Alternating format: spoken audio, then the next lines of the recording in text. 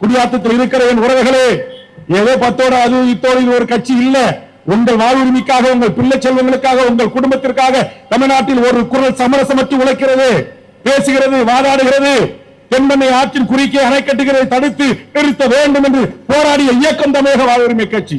இங்கே வந்திருக்கிற என் அருமை தம்பி நெப்போலியன் அவர்களும் அவரோடு வந்திருக்கிற உறவுகளும் ஆயிரக்கணக்கில் திரண்டு அங்கிருக்கிற மாவட்ட காவல்துறை கண்காணிப்பாளர் வந்து கைது செய்து 3 திருமண மண்டபத்தில் எங்களை அழைத்தான்.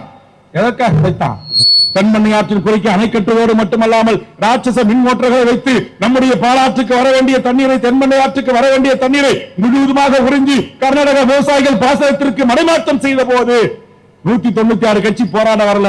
போராடி அதை தடுத்து மறுநாள் நாட்டை ஆண்ட முதலமைச்சர் அம்மையார் ஜெயலலிதாவின் கவனத்திற்கு கொண்டு சென்று அதை தடுத்து நிறுத்திய கட்சி தமிழக வாழ்வுரிமை கட்சி. அதற்காகத்தான் நான் தமிழக வாழ்வுரிமை கட்சியில எல்லாரும் முன்னேற்றம் கழகம் இப்படி பேர் வச்சிருக்கிறான்.